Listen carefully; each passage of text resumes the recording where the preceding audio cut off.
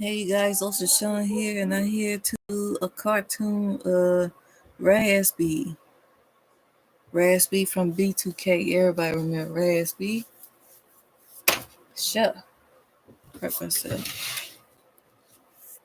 Okay. This is a very, very rough sketch that I did of Raz B. It's pretty rough. It wasn't, anything easy or anything. Or nothing, or whatever I'm trying to say. Today is my mom's birthday. Happy for my mama.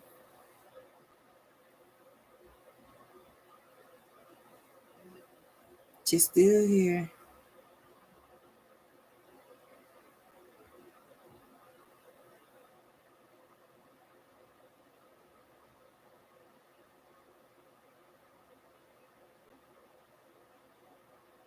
Trying to look for something.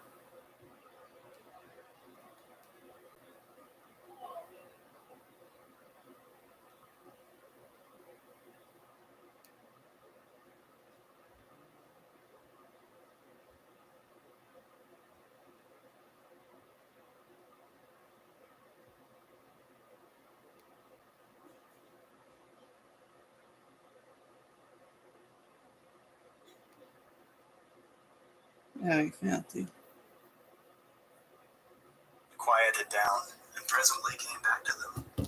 The doctor almost forbade her Listen to to the question audio further, book. but he sensed they were on the verge of a breakthrough. It was worth the risk to Renfield's nerves to push him. Yeah, this is a very rough And it sketch. struck Van Helsing again as he gave her the nod to continue. But try to go along with me.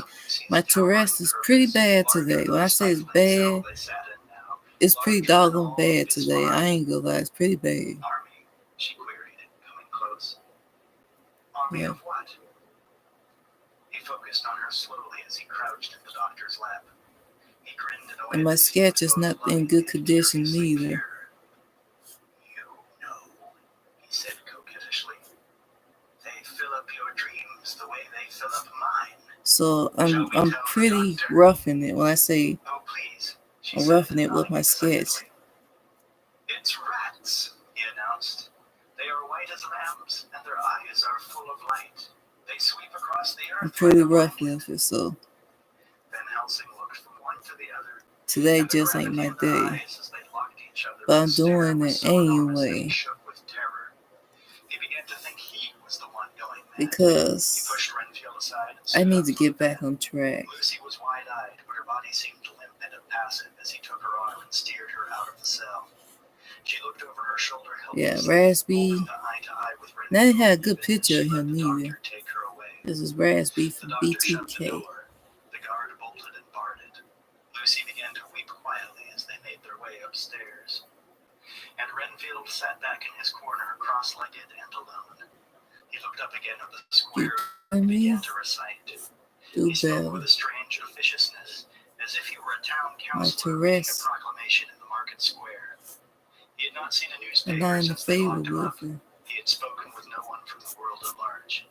He had heard no rumors, yet his voice was full of the certainty of fact. Plague is declared in several places, he intoned. In Transylvania and the Black Sea port of Varna, an irreversible fever has appeared.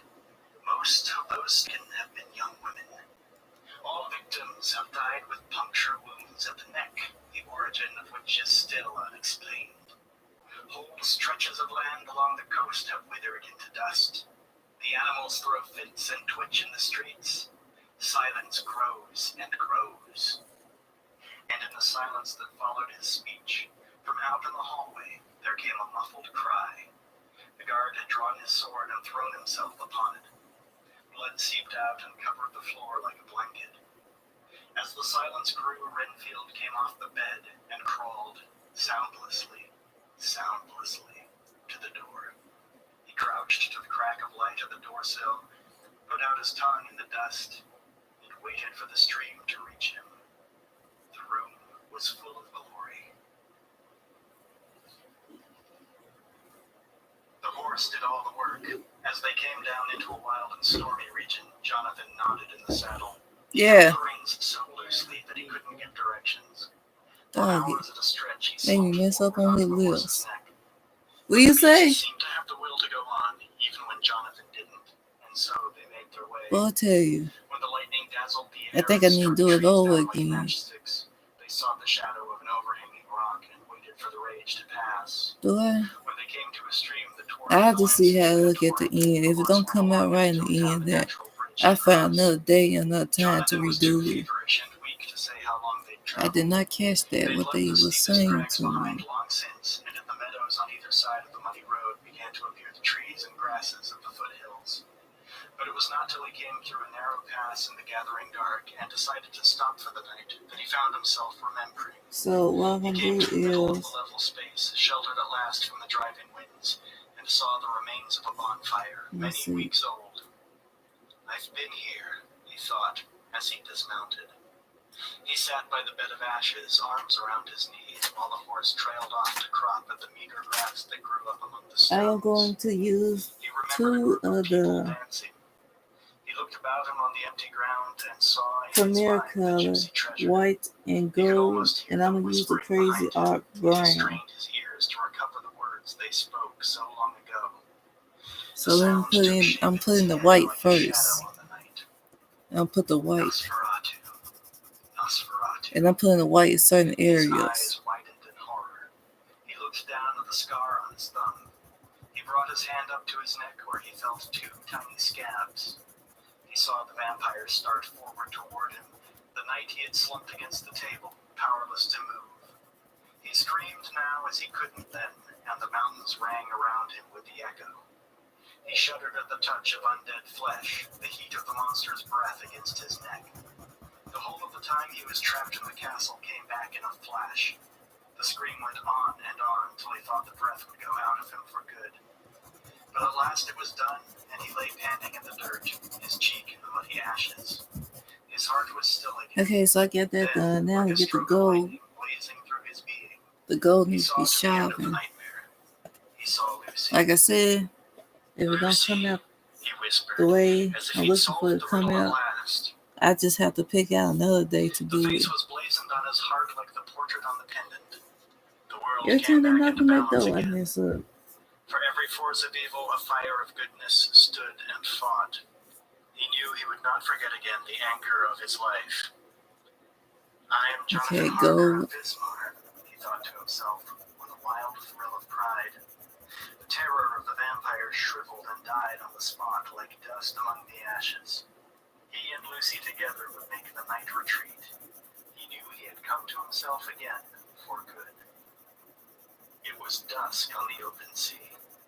The decks of the Demeter were empty of men. The captain stood at the helm, groggy and alone, and every few minutes he seemed to come up with pain. The rats crept over his feet in a trance. Hold on a They minute. didn't bite, didn't scurry, and didn't search for food. They only waited to reach dry land. Put some little yellow The up in captain here hardly too. noticed them anymore, even when he was lucid. They were as much a part of the journey now as the heavy gray waves of the brooding sea. But the fur too tired to sew a shroud around them. He never stopped. I'm not putting it on evenly. I'm just going around some places, but yeah. I'll be right Now he back. stood in the stairway down to the hold, an axe in his hand, and determined to hack his way through all the coffins till he tracked it down. He would sift that black polluted soil between his fingers and hold the secret in his grasp. He descended into the belly of the ship. He went up fearlessly to the pyramid of coffins. As he heaved the axe and struck at the lid of the nearest one, splintering the wood and letting out a hideous stench on the air, he neglected to notice the shadows building behind the pile. He worked away, and at last he broke open one whole side. He knelt to the hole and pawed at the earth with his hands. He did not know that the sun had set. He was head and shoulders through the hole and into the coffin, digging around in the dirt, when he felt something tugging at the tail of his shirt. He thought it must be the captain, and he pulled out into the gloomy light to say he wouldn't stop till he came to the end of the pile. He opened his mouth to scream, but the vampire's teeth gripped onto his throat with such a lightning speed that he never made a sound. He was paralyzed in every limb as the vampire shook him by the neck, drinking him in great gulps. He usually made his incisions so precisely, drank the blood at such a heartbeat's rhythm, that his victims died in a kind of swoon. But the vampire raged at the desecration of his temple. He wanted pain, and the mate went out in such an agony that his heart burst in his chest. He was pinned and tortured till he lost his mind, all in the moment that he died. When every drop was drained, the vampire raced about the room in a sort of drunken madness. He always forgot the awful beauty of violence. The triumph broke him in anew each time. He was swept by a fit of soundless laughter, and he let the blood dry on his fangs, his mouth like an open wound. He pointed a nerveless finger at the corpse, and a wave of rats erupted from the violated coffin, swarmed all over the still warm flesh, and mangled it with their teeth. Dracula quivered with pleasure as he watched. The drunken delirium passed, and he drew his cape about him and went forward. As he climbed the steps to the main deck, it was clear in his proud demeanor who was in command here. He went up to the bridge where the captain fought to stay at the wheel. He came up close and put a hand on Kroll's shoulder. The captain didn't flinch. He hardly seemed to notice. They watched the lilt of the evening waves together. They had no one around them anymore to worry about. They kept the ship between them like a secret. I thought, said Dracula, the time had come for us to meet. The cargo you carry belongs to me. Yea, though I walk through the valley of the shadow of death, I will fear no evil, for thou art with me, the captain replied. The devil had come to court him. He forced the fever out of his head and turned to the god he had left behind in the harbor town where he was born. Nothing is required, said Dracula, but the courage to be alone. I will need 1,000 lieutenants before the month is out. 1,000 by the start of winter. Thy rod and thy staff, they comfort me. Thou preparest a table before me in the presence of mine enemies. When it is all over, said Dracula, I will banish the light of day entirely. We will build beneath the ground tremendous cities. When all the blood is drunk up, there will be no hunger among us. I shall dwell in the house of the Lord forever, the captain replied, but the words had turned to ashes in his mouth. They didn't make any sense. He was so weak and weary that he fell against the stranger's icy shoulder. The vampire held him up and put out a free hand to the wheel. When the captain felt the stronger force take over, he turned and buried his face against the stranger's neck. He wept for his loss of strength, for the lies he was taught at the altar rail, for the men he had failed. There was no comfort anywhere but here. Dr. Van Helsing couldn't let the matter go. He had sent Lucy home the moment they came upstairs from Renfield's cell, but the feeling plagued him that the two shared an intuition he had missed. He didn't like to admit it, but it came as a blow to his pride to think that someone other than himself could communicate with a hopeless case. But he genuinely wanted Lucy's thoughts when he rang the bell beneath the chestnut tree that evening. Oh, she said when she opened the door. You're very kind to look in on me, but I'm feeling quite myself again. They went into the parlor and sat by the fire. The solid oak tables and horsehair sofa, the gaslight glowing from the walls and frosted tulip globes, the mantel clock and the steel engravings. Everything in the room anchored him here, starting work with Vismar. I was interested in your method with Renfield, he observed. I wonder if you would consider going to the hospital, she asked abruptly. He sensed that she had not even heard his question. 60. Oh, that's not enough. We'll need hundreds. I was wondering if we couldn't set up the school as a sick ward, or the town hall. Lucy, you aren't making sense, he said, a trifle harshly. He heaped another spoon of sugar in his coffee. It is only a matter of days, she said without any passion. The plague is coming. Don't even say it, he gasped, standing up and looking about for his hat. He had heard the rumors of fever at Varna, of course. He wasn't a superstitious man, but he acted as if Lucy had chased him down by All right, I'm back. He seemed very old. I don't know. I might need to come back and do him over again. So much that's going on. She said in odd compassion. Well, we might save a good many if we were prepared. We ought to convene the town council, draw up emergency plans. There are no rats in Fitzmar, the doctor said. Raz B. Our streets are clean. And he put on his hat quite crookedly and mumbled his good night. He swung the door wide and headed off into the summer night. Please, she called after him. Tell me the moment you know the truth. We mustn't lose hope. But he had his hands held against his ears, and in another moment he had crossed the canal and gone out of sight. Mina opened the cupboard in her kitchen and saw a rat perch on the crust of her pie.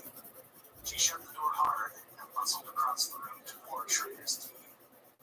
He was sitting at the center table, absorbed in his evening paper. He'd already eaten enough dinner for 3 men, she thought. He didn't eat the dessert tonight. She put an extra spoonful of honey in the sassafras tea before she set it down in front of him. Then she sat at the table opposite him and folded her hands and tried to stay calm. Behind her husband's head, she could see a rat on the windowsill outside, scratching to come in. Okay, so now we get the yellow. Yes. Also understood they were manifestations of sin. Though she went to church and did everything right, she was somehow being punished. She accepted it calmly and struggled to abase herself before the mystery. Whenever she was out of the house, she fell to her knees and prayed. She wore a rough shirt that burned her skin when